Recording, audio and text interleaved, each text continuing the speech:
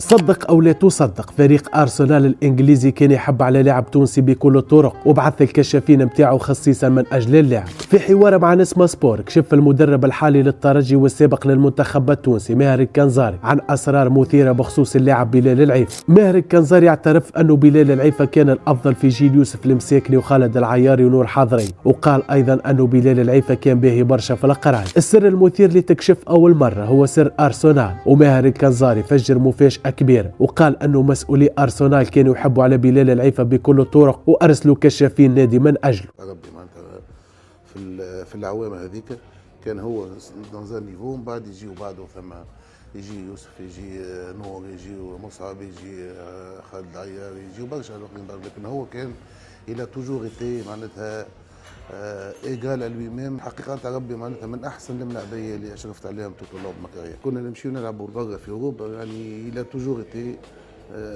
ريبرتوري، والناس كلها تجي تسال عليه، يدوموند ديما عليه لي زانفورماسيون وياخذوا لي زانفورماسيون عليه. اللي في كيسيون باش يمشي لارسنال الوقت اللي كان صغير، 16 عملنا تورنوا دو مونتيغو معناتها يافي لي ريكروتور تاع ارسنال كانوا معناتها حبوا ياخذوه بجميع الطرق وقتها، وحتى ساعات حتى في القرايه كان باهي ما شاء الله عليه.